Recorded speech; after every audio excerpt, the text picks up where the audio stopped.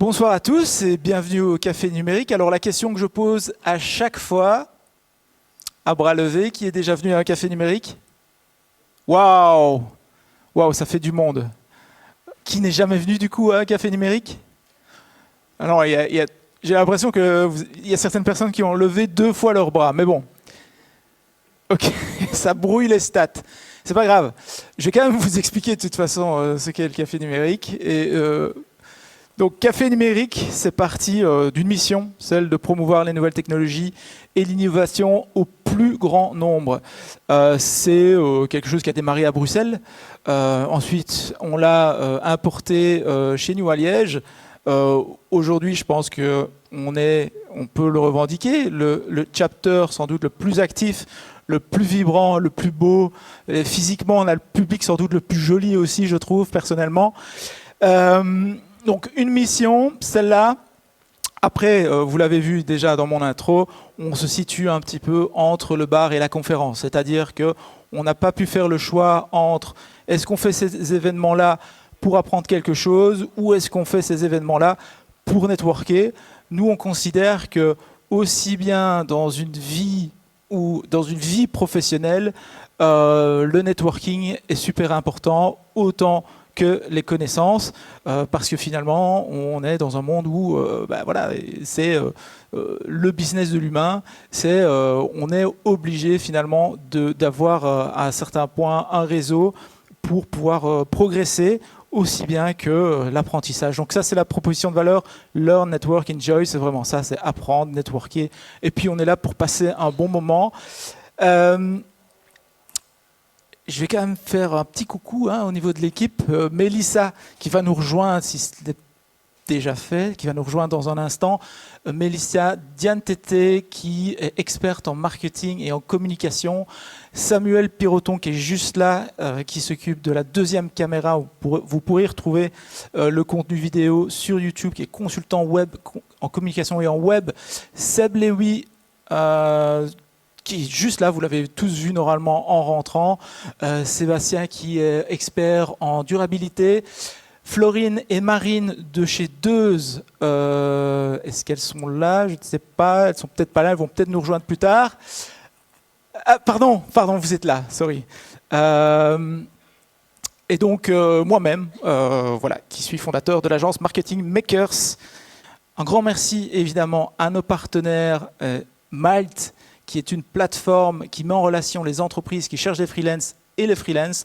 Donc si vous êtes freelance, que ce soit en développement web, en design, en marketing, en communication et bien d'autres métiers, eh bien vous pouvez vous inscrire sur cette plateforme et ils vont s'occuper de toutes les démarches administratives, la partie contrat. Au passage, il y aura juste une petite commission qui sera prise, mais elle est assez négligeable.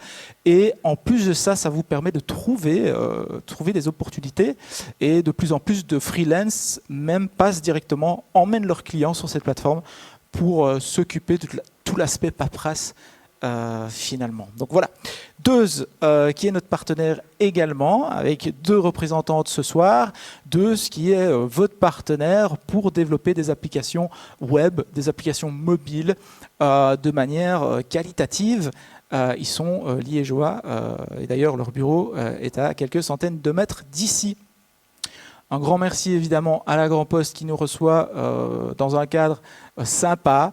Donc la Grand Poste, c'est, vous le voyez, du coworking, des bureaux privés, semi-privés, des salles de réunion, des salles d'enregistrement podcast, l'université, la brasserie, le food court.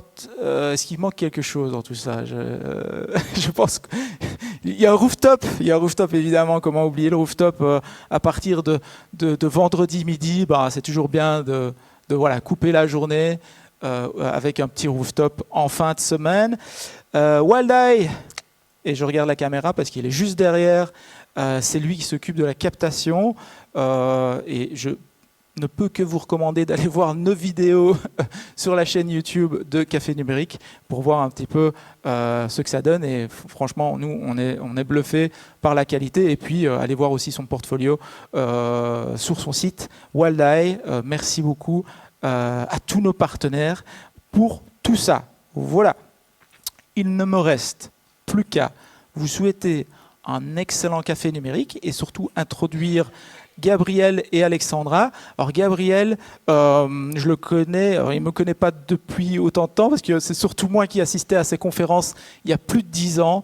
Je me rappelle des premières conférences, alors ça devait être chez Google ou chez Semetis. Il est fondateur de Semetis, il a lancé Google en Belgique. Donc ça fait un paquet d'années que je le suis avec des yeux grands comme ça. Aujourd'hui, j'ai le plaisir de l'introduire. C'est super chouette de l'avoir aujourd'hui. Et Alexandra qui va nous partager l'aspect plus de terrain par rapport au sujet d'aujourd'hui. Donc chouette complémentarité, je pense, pour ce soir. Et on lui a dit qu'on était assez accueillant. Donc s'il vous plaît, merci d'introduire Gabriel Goldberg. Bonjour. Oui. Alors, bonjour. Je ne connais pas très bien Liège. On m'a dit que vous êtes super accueillant. Vous avez l'air très sympathique. Je pense que c'est la 3e fois dans ma vie que je suis à Liège. Donc, on a un peu passé du temps cet après-midi à se balader. On a monté ces grandes marches. On a été jusque-là tout à fait en haut. Mais ce qui m'intéresserait ce soir, c'est de comprendre qui d'entre vous travaille dans la communication et le marketing. Peut-être levez vos mains. Et gardez vos mains en l'air si vous travaillez dans un prestataire de services type agence dans le digital marketing ou la communication. Donc à peu près une tiers de l'audience. C'est parfait. C'est parfait.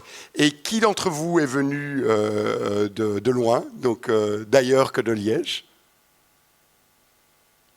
Allez, pas assez de gens, mais c'est très sympathique. C'est très bien.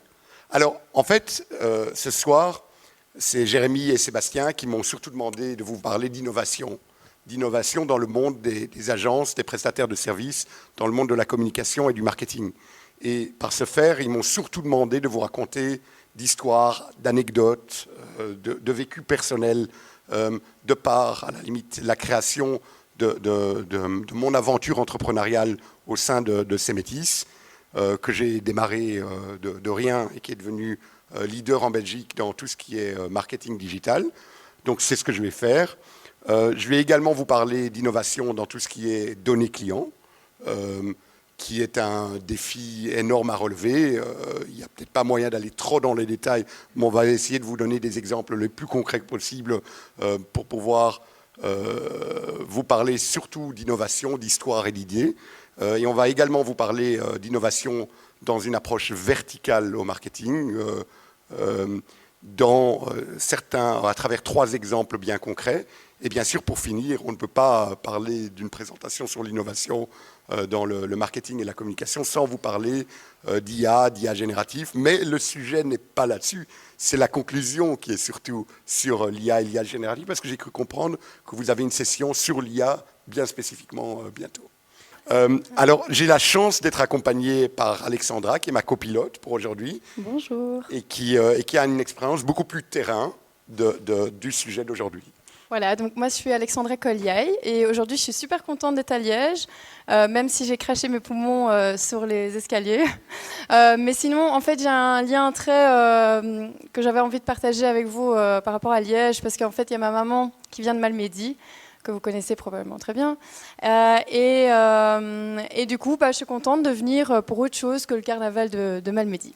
Donc voilà. Moi, en fait, j'ai toujours grandi à Bruxelles et j'ai fait mes études de droit là-bas.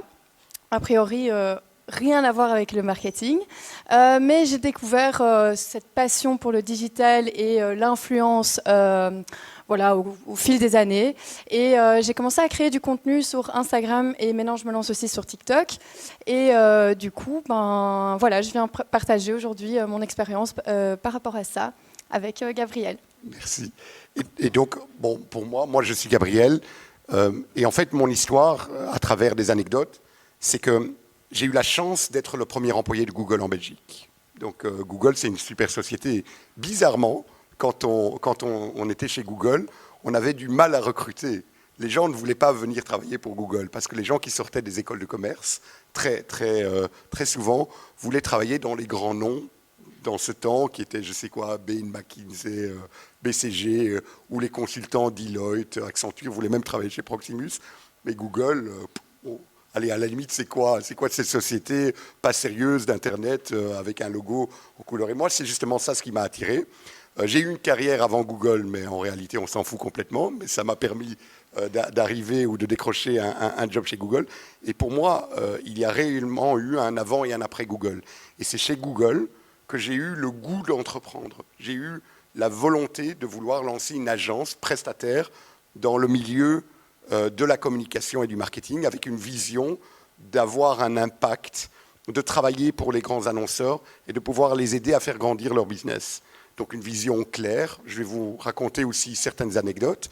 Et bizarrement, c'est aussi une anecdote qui m'a fait rigoler, c'est que quand j'étais chez Google, j'étais responsable des agences, responsable des prestataires de services. Et donc, je voyageais, je sillonnais la Belgique et je rencontrais des agences, que ce soit les centrales d'achat, donc agences médias, que ce soit des agences spécialisées. Il y avait une agence très forte à ce moment-là en Wallonie qui s'appelait Publicity Web, qui a après intégré un groupe qui s'appelait iMedia, qui était basé dans la province du Luxembourg, et des agences créatives qui intégraient également l'achat, Google, Facebook dans ce temps. Quand j'ai lancé ma propre agence, il y avait mes anciens contacts agences qui me disaient genre « Ah, donc en fait, tu ne racontais pas des salades ces 2 dernières années, tu crois vraiment dans l'avenir des agences ». Et à ce moment-là, et c'était une anecdote intéressante parce qu'on parle d'il y a 15 ans, et d'il y a 15 ans, on n'était pas sur l'innovation d'AI génératif, mais souvent, Google sortait des outils super puissants qui permettaient d'optimiser les contenus, qui permettaient d'optimiser les campagnes. Et souvent, parmi les agences plutôt conservatrices, ils avaient peur que Google leur piquerait leur boulot. Et donc, genre, un gars de chez Google qui lançait une agence comme eux, pour eux, c'était une marque de reconnaissance qu'il y a de l'avenir dans le milieu de la prestation de services.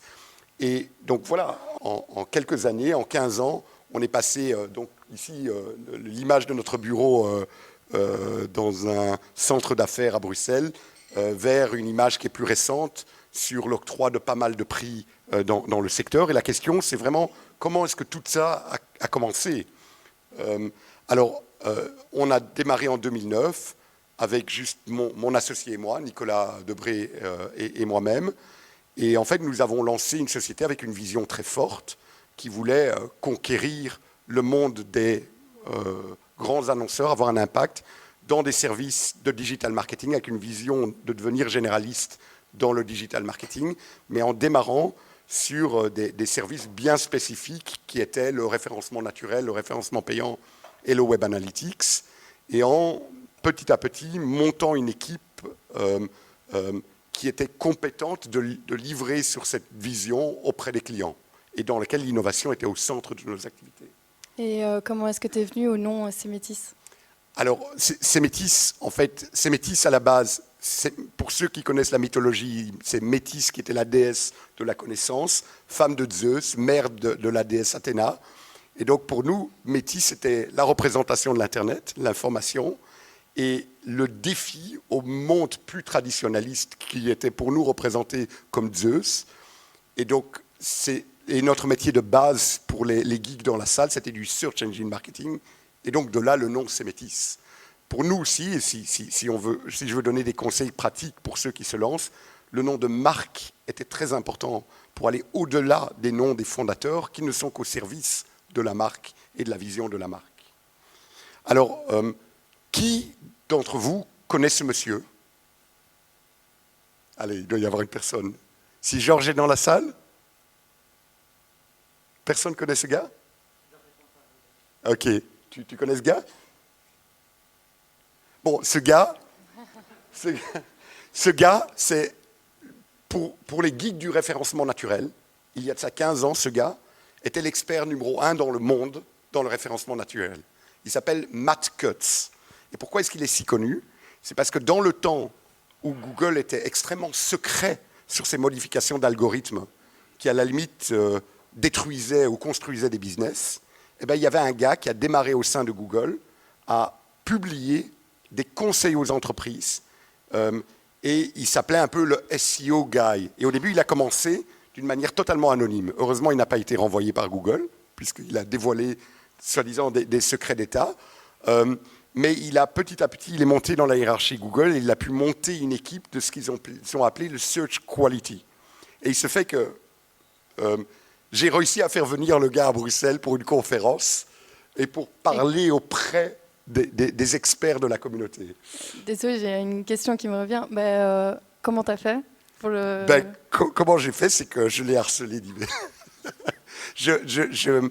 Quelqu'un m'a donné son adresse email, je l'ai harcelé d'emails. Et bon, il n'est pas venu que pour ça, il a réussi à combiner une visite qu'il avait auprès de la Commission européenne.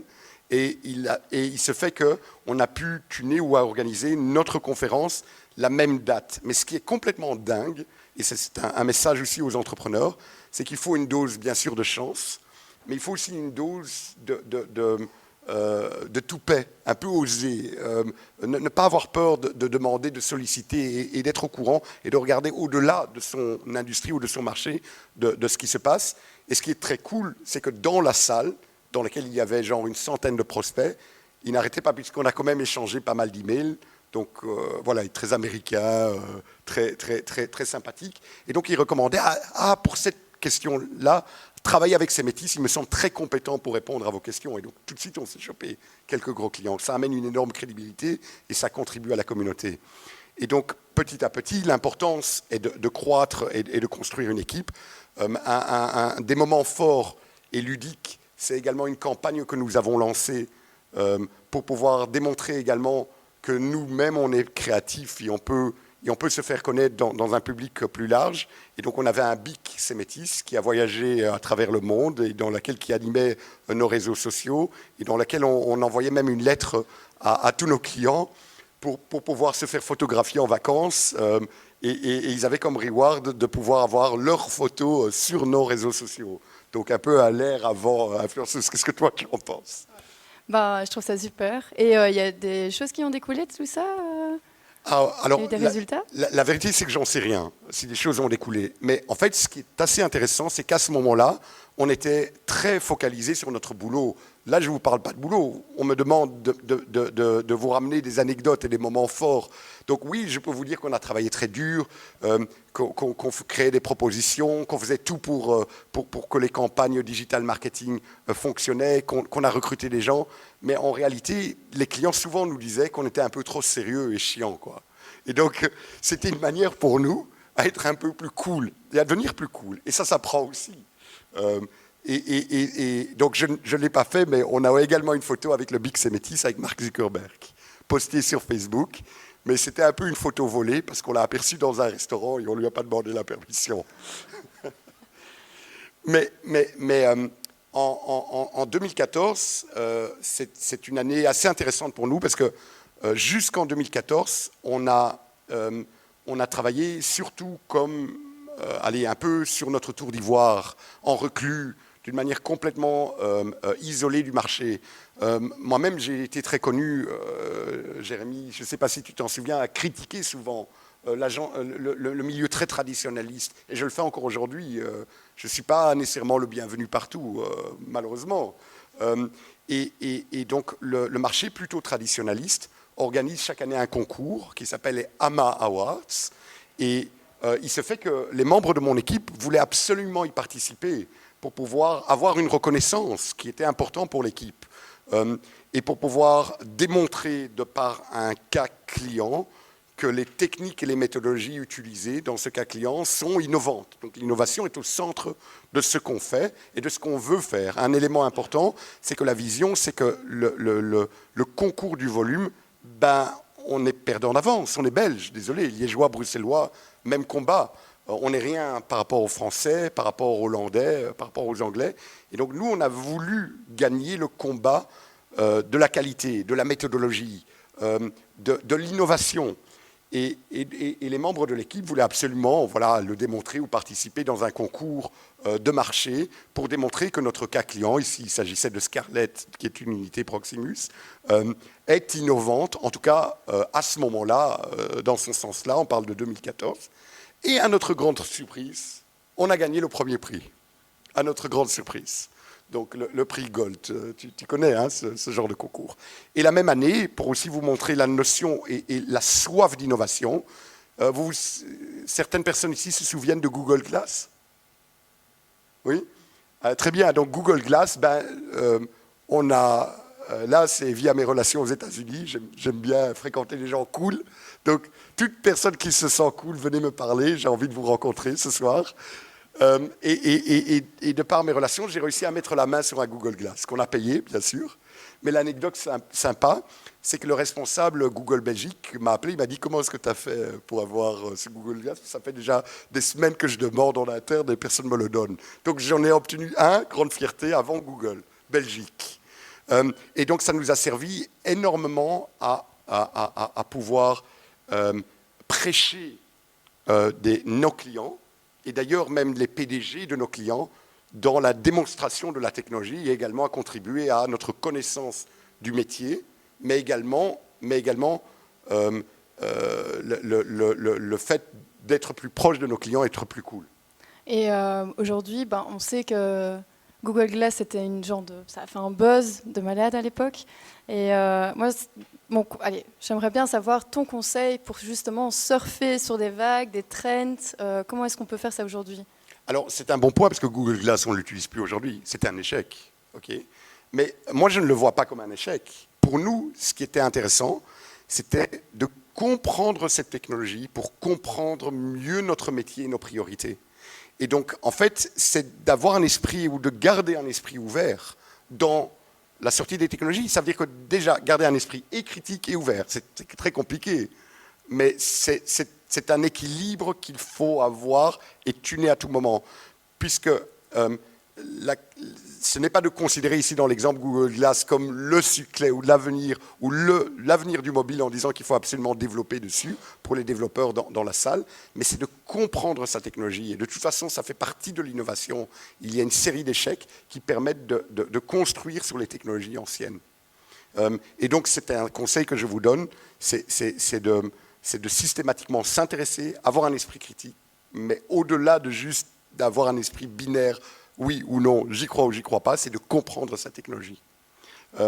Et l'année d'après, il se fait qu'on a participé au même concours et on a regagné le premier prix, donc Gold. Depuis, ces métis n'arrêtent pas de gagner du Gold, donc est toujours en innovation. L'année passée, il y a eu genre un bad buzz parce qu'il y a une agence traditionnaliste qui a pris le grand prix de l'agence de l'année parce qu'il y a eu à la limite, il y a eu pas mal de marchandage politique dans le jury pour ne pas permettre à une agence genre Pure Player à prendre la place d'un traditionnaliste full média. Mais cette année-là, c'était la même année où j'ai intégré le groupe Omnicom. Et donc les photos que vous voyez là, c'est un lundi matin où j'ai dû rencontrer une centaine de personnes et leur expliquer qui je suis et pourquoi est-ce qu'on a négocié derrière leur dos pendant 1 an et pour rejoindre leur groupe. C'était à la fois excitant, mais c'était un vrai défi parce qu'on n'était pas extrêmement bien accueillis. La disruption et l'innovation n'est jamais bien accueillie dans un milieu plus traditionnaliste. Donc on a dû gagner notre place et on l'a gagné in fine. Mais ça nous a pris plus de temps que prévu. Donc on est un peu tombé de notre tour d'ivoire. Et un élément d'innovation qui est un exemple, c'est que souvent, pour ceux qui travaillent dans le monde des agences ou du digital, c'est que souvent on se dit, oui, la donnée belge, elle est nulle, il n'y a que des études en France, en Hollande.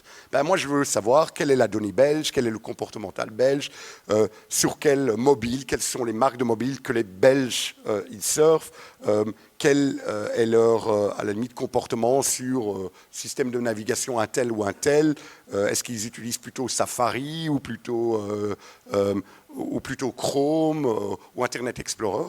Il se fait que plutôt que se plaindre de ne pas avoir de données belges ou d'essayer de frapper à la porte de tous les intervenants dans le milieu, on s'était dit, nous, on gère le Web Analytics de tous nos clients. Parmi nos clients, il y a genre, je sais pas, des Vandenborg, des RTBF, des Ikea, donc tous les grands annonceurs. Donc les Belges passent quoi, 20 fois, 30 fois, 100 fois sur ces sites web par mois. Donc on a toute la donnée belge. Donc qu'est-ce qu'on a fait? C'est qu'on a tout simplement anonymisé toute la donnée et on l'a rendue publique sur le marché. Et donc cette application existe encore aujourd'hui. Je vous invite à aller le visiter. Elle s'appelle How We Browse. C'est une initiative qui reflète les valeurs que j'ai mises en place, qui est le fait d'être ouvert d'esprit, le fait de partager de la connaissance et le fait de s'investir dans la connaissance. Et ça vous a aidé dans votre croissance ou Alors là aussi, ça nous a certainement aidé dans la dynamique. Ça nous a également énormément aidé dans nos propres présentations de benchmark, dans lesquelles on évaluait les campagnes clients avec les données marché. Et on s'était dit que pour la bonne publicité, mais pour la contribution de marché, on va rendre cet outil anonyme et public sur le marché. Et oui, il y a 1 ou 2 clients qui se sont plaints, mais on leur a rassuré que c'est impossible de retrouver leurs données là-dedans. C'est complètement anonymisé et qu'on a un processus très qualitatif pour systématiquement anonymiser la donnée. Et aussi d'ailleurs la protéger, la sécuriser. Donc c'est une initiative qui existe encore aujourd'hui.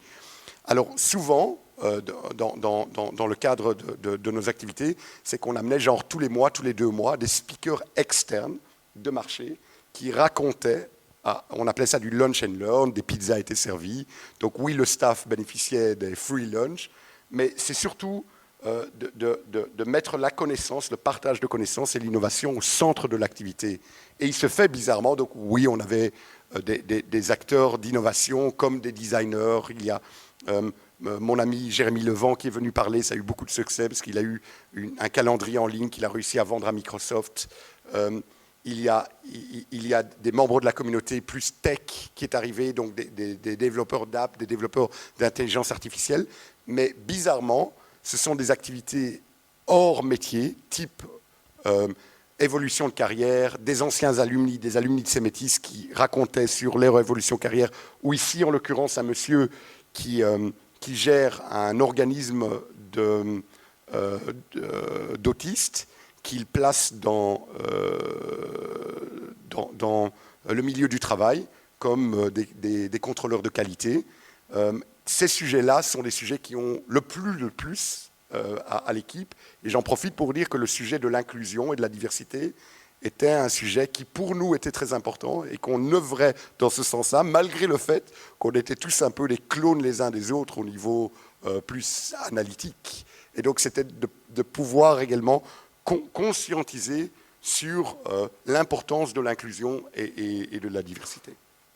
Alors, ce qui est aussi très important, c'est de systématiquement organiser des événements, c'est de nous mettre nous-mêmes en défi. Ça veut dire que chez Cemetis, on organisait genre 4 fois par année des événements dans lesquels on invitait des prospects, des clients sur des thématiques spécifiques et liées à des méthodologies de travail et des innovations. Et on participait également à des événements externes. Et c'est toujours le cas aujourd'hui. Si vous allez sur le site web de Cemetis, vous allez voir énormément d'articles sur des méthodologies de travail, des partages clients qui sont faits et qui sont systématiquement transformés en présentations, en cases, en événements. Et puis aussi, chaque année, c'est d'avoir une thématique pour pouvoir cadrer l'innovation, pour pouvoir aider à identifier les priorités du moment et bien sûr s'enthousiasmer et n'arrêter pas de se partager dans le cadre. Ici en 2019, le thème était l'accélération. Des années précédentes, les thématiques étaient sur, par exemple, la qualité du travail quand il n'était pas assez rigoureux, ou sur l'innovation, ou sur le scaling, ou sur l'internationalisation, ou sur le besoin de développer de nouveaux services. 2020 arrive, Covid pour tout le monde, et là aussi il faut innover. Les événements qu'on a, il faut les rendre virtuels. À votre gauche, vous allez voir donc l'événement annuel qui en général fait que chaque année on va à l'étranger pour refléter sur notre travail, genre dans un trip de 3 jours. Il n'y avait plus moyen de le faire. Les pauvres, ils avaient tous un voyage à Malte qui était annulé. Donc le vrai Malte, le pays. Et donc il se fait qu'on a réussi à trouver une propriété d'un gars qui était prêt à nous louer une partie de sa propriété pour qu'on aille tous camper avec des tentes dans sa propriété. Donc de nouveau, ne pas accepter la situation dans laquelle on est, innover et toujours aller de l'avant.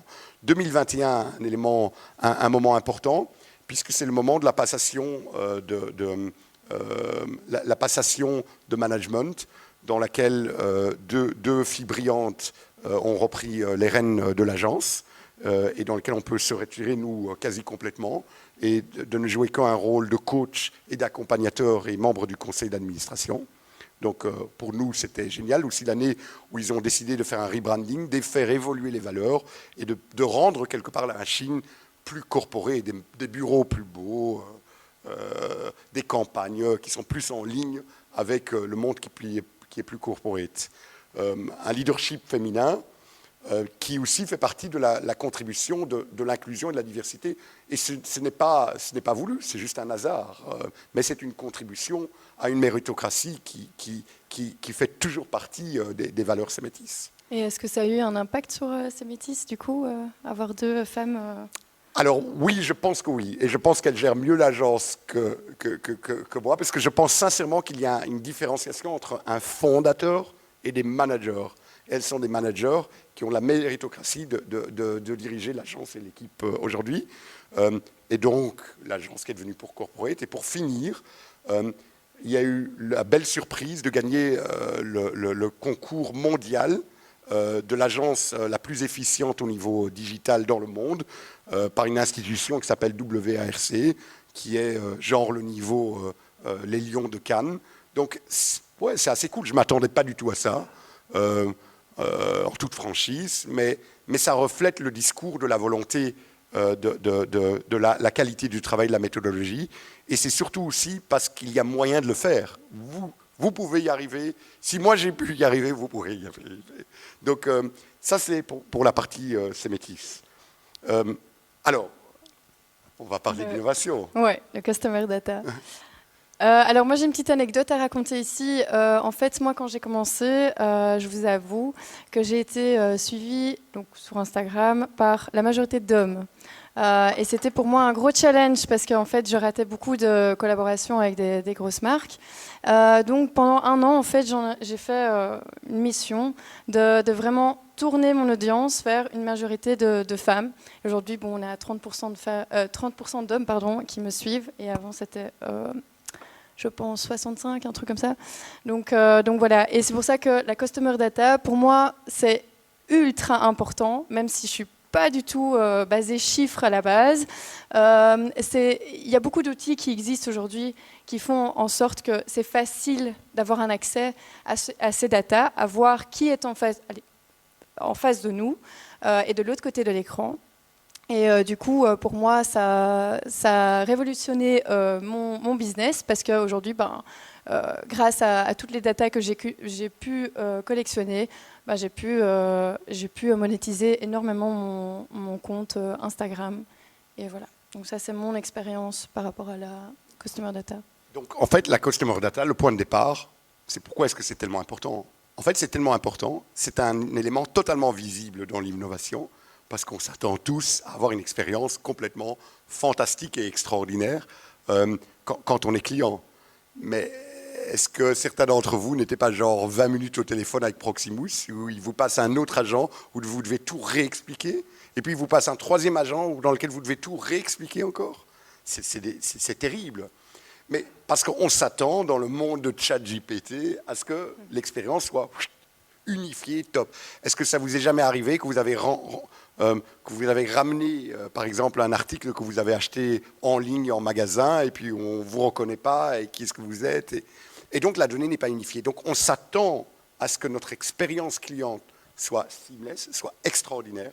On s'attend à ce que tous les créateurs de contenu connaissent leur audience, l'analysent et la fassent évoluer. On s'attend à ce que tout de suite... son interlocuteur puisse répondre tout de suite à toutes les problématiques et les questions qu'on a. Mais ce n'est pas aussi évident que ça.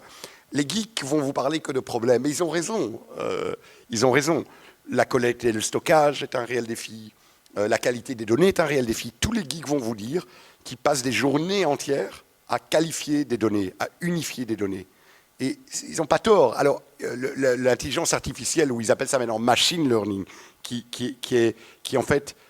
la machine qui apprend de la machine. Ça, c'est l'évolution. Donc, machine learning, c'est l'intelligence artificielle plus.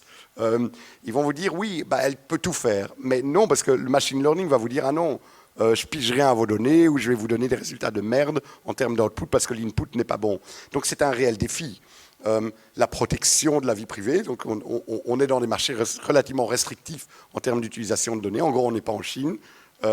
Et donc, en gros, on a des réels défis légaux parce qu'on ne va pas risquer de payer une amende de 4% de son chiffre d'affaires si jamais on merde. Et sauf qu'il faut aussi savoir que dans tout ce qui est GDPR, ça veut dire que si on merde sur un élément, on peut se faire vérifier sur tous les éléments. Donc, il faut être très vigilant. Et puis, l'analyse de données, comme Alexandra l'a expliqué, ou son utilisation sur la capitalisation reste un défi. Et donc, j'ai demandé à un professionnel, OK, qu'est-ce que tu en penses? Qu'est-ce que tu vois le plus au sein de tes clients? Elle me dit, au niveau organisationnel, c'est une cata. Ils ont des départements différents, ils ne se parlent même pas entre eux, ils sont organisés en silos. Et donc, quid, ils utilisent des méthodologies différentes. Mais surtout, et ça c'est un élément, le troisième, d'ailleurs c'est beaucoup de texte, hein, je suis désolé, mais vous allez recevoir les slides par après. Donc comme ça, vous pouvez tranquillement lire si ça vous intéresse.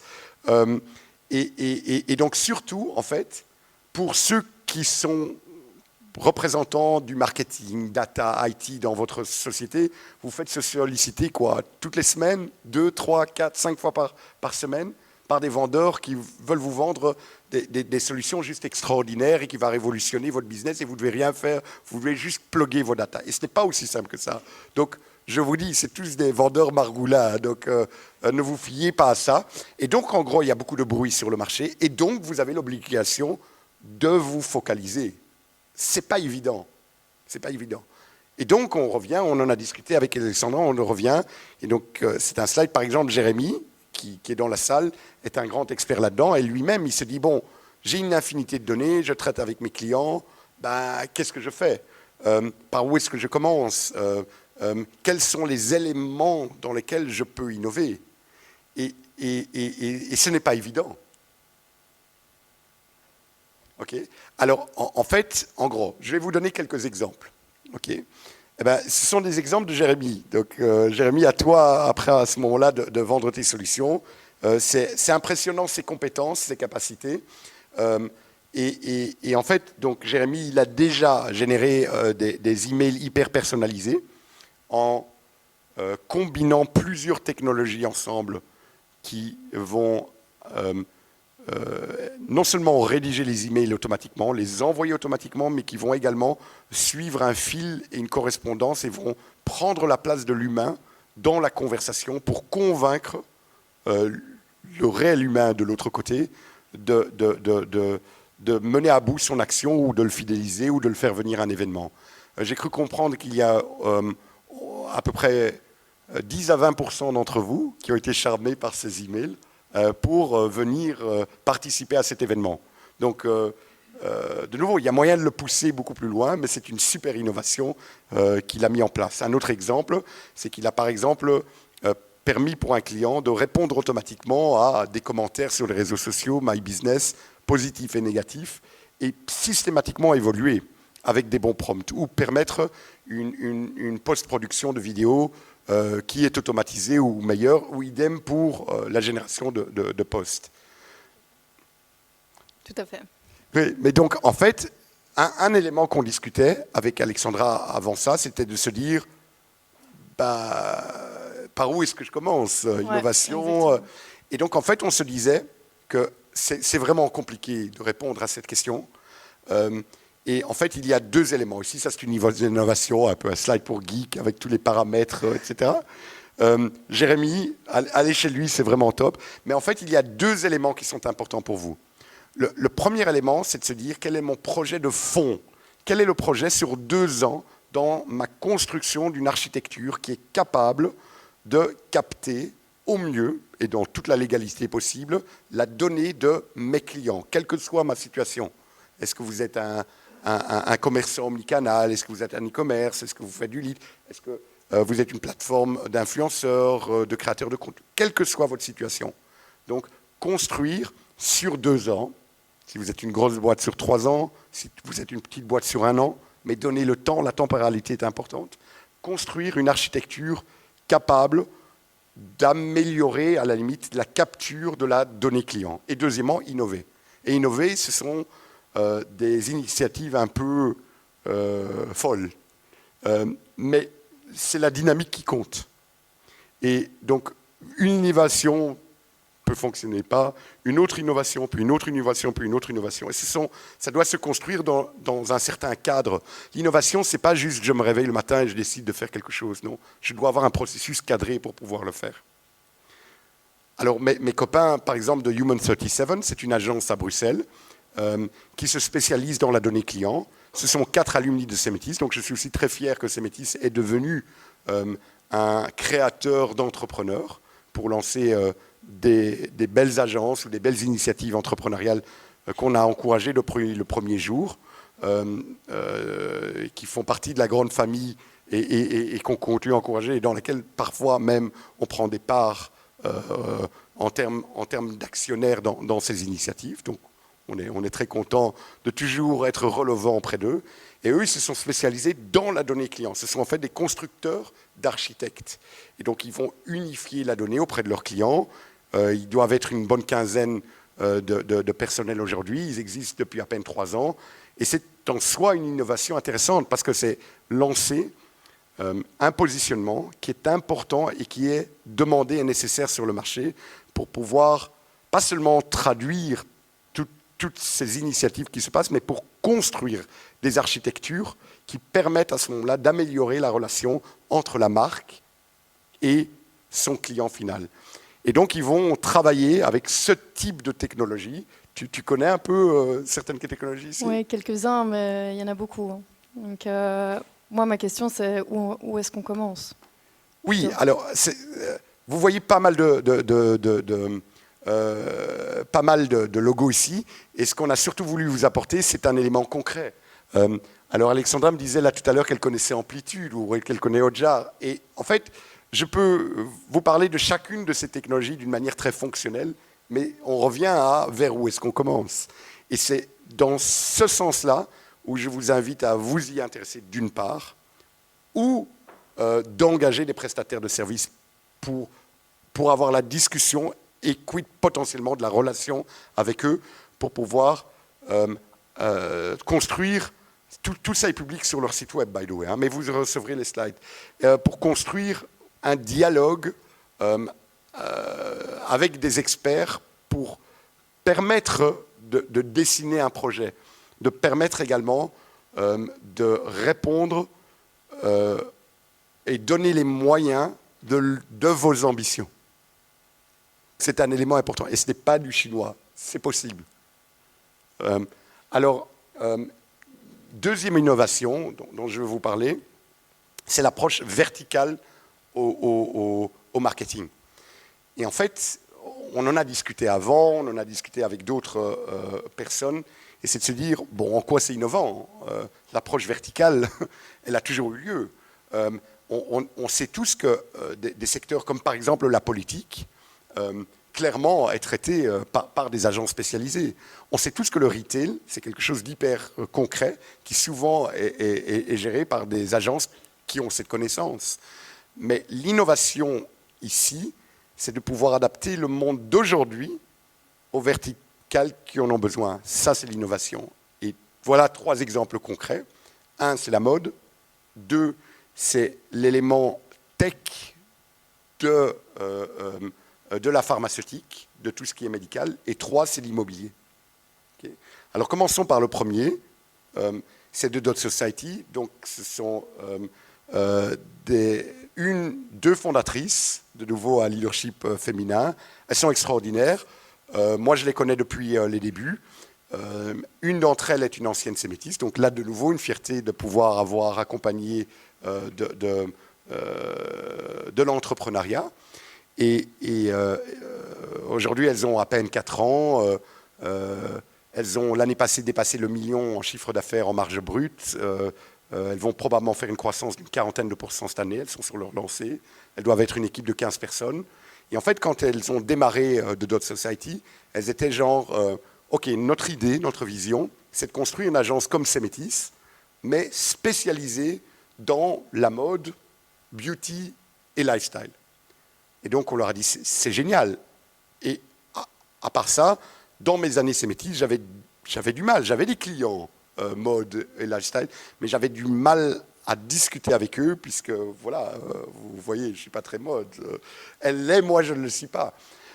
Et donc, je n'ai pas cette sensibilité, mais en même temps, c'est parce que les discussions étaient très souvent autour de...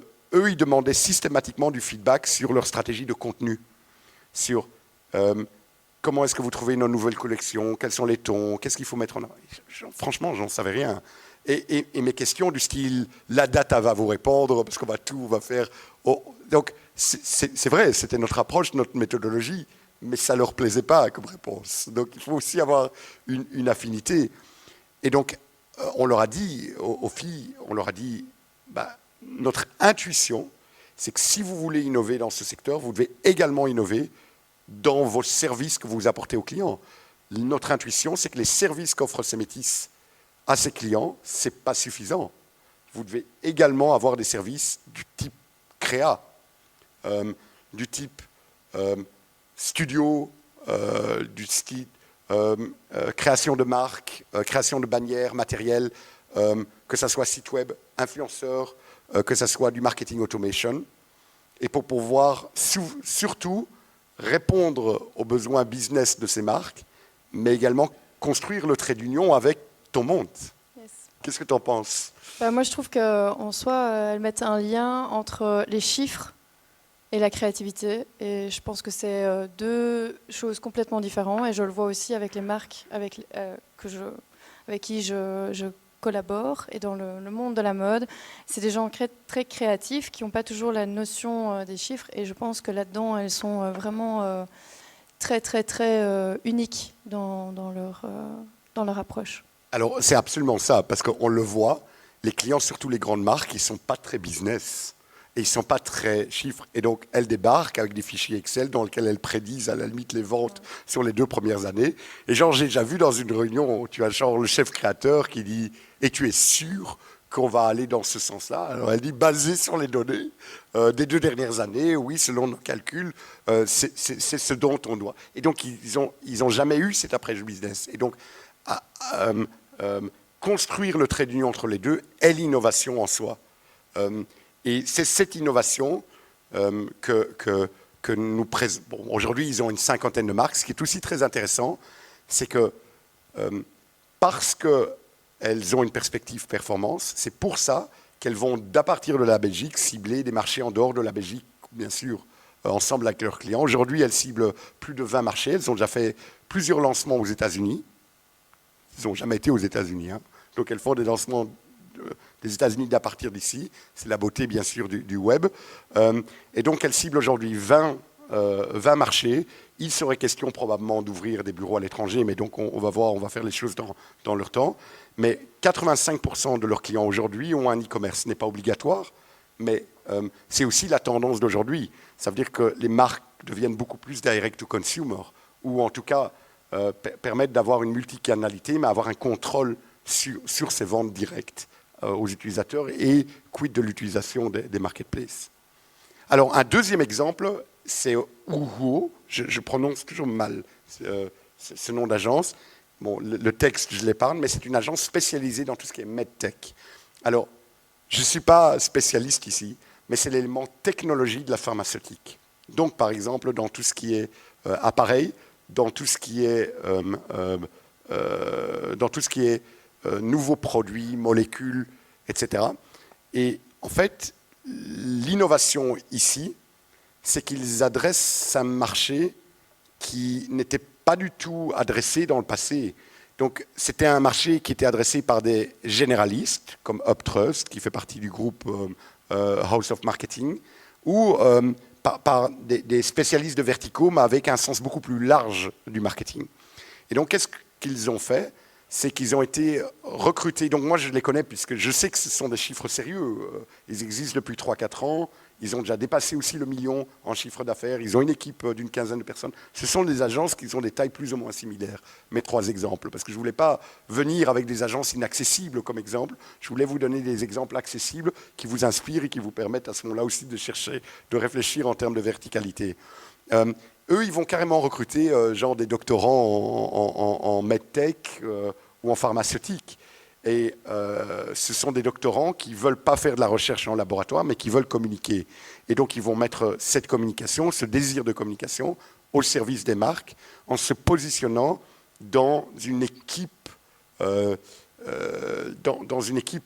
go-to-market complète auprès du client, et ils vont venir avec un argumentaire en disant tu veux. Donc souvent leurs clients, ce seront des clients qui ont fait des levées de fonds de 2, 3, 10 millions. Et apparemment, c'est aussi une verticale qui existe énormément en Belgique, mais qui est très cachée, que seulement les spécialistes connaissent. Il y en a énormément dans le bassin de Charleroi, j'ai cru comprendre. Liège, je ne sais pas, à vous de me dire. Et donc, ils vont leur dire, plutôt que de recruter 3-4 personnes sur votre payroll pour s'occuper de toute la communication et sa complexité au sens large, que ce soit également le fait d'écrire, le fait de lancer le site web, le fait d'avoir une production vidéo, le fait de pouvoir communiquer sur les réseaux sociaux, de nouveau dans une approche liée à votre cible, quelle qu'elle soit, grand public, chercheurs, hôpitaux, médecins, B2B, et bien ils disent, laissez-nous le faire, et ça va vous coûter beaucoup moins cher que de recruter une équipe de 3 personnes. Ça va peut-être vous coûter le recrutement d'une personne en temps plein. Et donc, quid de l'innovation, de l'hyperspécialisation qui est relevante pour un marché. Et le troisième exemple est l'immobilier. Alors, Gabarit est une société spécialisée en immobilier.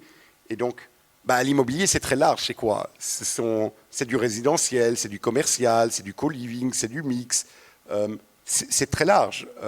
Et ce n'est qu'une tendance récente que les immeubles portent tous un nom, ont à la limite une image, ont des maquettes, ont du 3D, ont de la metaverse. Parce qu'en fin de compte, le consommateur qui achète une unité, c'est souvent la plus grande achat de leur vie. Et donc, c'est un processus qui est long.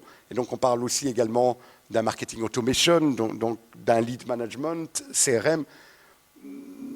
Et donc, du coup, le fait de pouvoir se spécialiser dans ce secteur a tout son sens. Le fait de pouvoir adresser du média spécifiquement à la promotion d'immobilier à une cible bien précise, a tout son sens. Le fait de pouvoir décorer des habitations témoins dans des nouvelles constructions a tout son sens. Et donc, du coup, ces promoteurs, ce n'est même pas un choix. Souvent, ces promoteurs, je le sais via eux, donc aujourd'hui, ils s'adressent à Gabarit, mais ils n'ont pas nécessairement été traités par d'autres agences avant, puisque c'est tellement spécifique, puisque voilà, qui sait faire avant, ils étaient surtout traités par une collection d'indépendants. Alors, la question qui se pose, c'est surtout, voilà, vous voulez innover, peut-être construire une agence en digital marketing ou en marketing et communication qui est spécialisée dans la finance, peut-être se spécialiser dans un marché qui est spécialisé dans l'assurance, dans les télécommunications, dans le software as a service, dans la politique. J'ai rencontré une société dans ce sens-là récemment et j'étais bluffé parce qu'il faisait partie d'un groupe, bien sûr, mais il se positionnait comme citizen, donc une approche citizen avec des thématiques bien spécifiques de citoyens. Et donc, chaque verticale a des besoins différents, et l'innovation, c'est d'apporter ces besoins différents sur un projet de 5 ans à ses clients et à son marché, et dans une construction constante. Alors, on finit aussi par l'IA. Je ne peux pas ne parler d'innovation sans parler d'IA. Et donc, l'IA, en fait, pour résumer, c'est de dire que l'IA va transformer d'une manière profonde notre profession de communication et de marketing. J'y suis convaincu. Et je suis sûr de ne pas être le seul à l'être. Alors, en fait, pour être totalement humble et modeste, c'est que c'est très difficile de le dire comment. Souvent, on va vous parler d'innovation. On va vous dire que le chat GPT-4 ou que le génératif au niveau d'image ou au niveau de la voix ou du multimédia va faire notre boulot à notre place. Okay. Mais ce qui est important de retenir ici, c'est que dans l'IA générative, qui je pense est une réelle révolution, il y a un avant et un après, eh ben, il y a une notion d'input et d'output. Donc un peu le même principe avec la data. l'output ne peut qu'être qualitatif si on le pilote correctement. Donc, beaucoup d'espoir dans l'humain et le sens critique. C'est ce que je vous invite à avoir.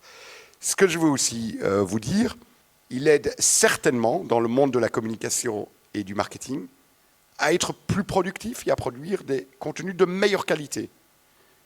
Alors, je pourrais très bien vous dire que le copywriter ou le designer dans lequel la machine génère du meilleur contenu par écrit ou du meilleur visuel ou de la meilleure vidéo que l'humain, ben, il ou elle ferait mieux de se poser des questions sur son sens critique, sur la qualité de son travail et potentiellement sur l'avenir de son boulot. Mais ce que j'aimerais surtout, c'est d'avoir un message positif. Et je suis sûr qu'il y aura plein de questions dans ce sens-là. Et c'est de se dire comment au mieux diriger l'outil pour pouvoir produire du contenu de qualité et de produire plus de contenu de meilleure qualité. Et c'est ce que je vois aujourd'hui au sein des agences. Tu utilises beaucoup d'IA génératif ? Tout à fait, tout à fait. Moi, dans la création de contenu et dans l'écriture de mes scripts, j'utilise ChatGPT, j'imagine comme tout le monde dans son job, comme base. Mais c'est vrai qu'il y a un manquement dans le sens créativité, où là, je dois quand même encore toujours fine-tuner, créer moi-même, bien sûr. Mais c'est clair que question efficience, ça m'aide beaucoup, même très beaucoup. Alors, les 2 derniers slides, c'est pour vous dire qu'il y a, et d'ailleurs c'est un slide que j'ai obtenu du Board of Innovation qui se trouve à Anvers, qui a des super decks et une super réflexion sur l'IA. Et donc en fait, l'IA est générative dans notre secteur du marketing et de la communication, va changer le processus de création dans son entièreté. De la stratégie jusqu'au go-to-market, donc de la stratégie avec ces outils aujourd'hui, à l'insight, à l'idéation, au design et au go-to-market. C'est pour moi une évidence, et je suis sûr que ça l'est pour vous aussi. La question, c'est juste comment est-ce que vous vous positionnez par rapport à ça. Et moi, je ne peux que vous recommander de vous positionner en tant que praticien, utilisateur. Vous pouvez être opposant et critique, c'est votre droit, mais dans la pratique. Je vous le recommande vivement pour, comme je le disais avant, le comprendre et l'utiliser. Okay ? Puisque le combattre, vous n'y arriverez pas. Je vous le dis, c'est mon avis après. Tout le monde peut avoir un esprit critique et j'invite tout le monde à me poser des questions parce que c'est une discussion intéressante qu'on peut avoir. Et je terminerai par le dernier slide dans lequel... c'est aussi une discussion qu'on a eue plus tôt aujourd'hui, c'est de se dire, bon, si on veut schématiser un peu les industries qui vont être clairement impactées par l'IA génératif, ben c'est intéressant parce que les 4 premiers dans la liste vont certainement être fortement impactés. Par contre, les 3 à 4 derniers dans la liste, dont une industrie que tu connais bien, va être moins impactée. Oui, qu'est-ce que tu en penses ? Dans tout ce qui est luxury goods, on le voit très fort qu'il y a l'artisanal qui est très important. Et on sait tous que, par exemple, une robe Dior, c'est pas la même chose qu'une robe Zara. Et c'est pas produit de la même manière et c'est pas non plus promeu de la même manière. Voilà, promu. Désolée. Et donc du coup, je remarque des très grandes différences dans mes collaborations, car les gens les clients que j'ai qui sont plus luxurious, ils sont beaucoup plus. On voit la différence entre ceux qui ont de l'expertise et ceux qui n'en ont pas et qui sont dans le luxe. Et donc c'est ce dernier slide pour aussi relativiser et pour vous dire que l'humain, en tout cas pour nous deux, est très important et qu'on est très content d'avoir pu présenter nos idées et notre échange et qu'on aimerait énormément échanger avec vous et qu'on est très curieux d'entendre vos questions et de boire un verre avec tout le monde pour vous rencontrer, pour aller à la rencontre de Liège.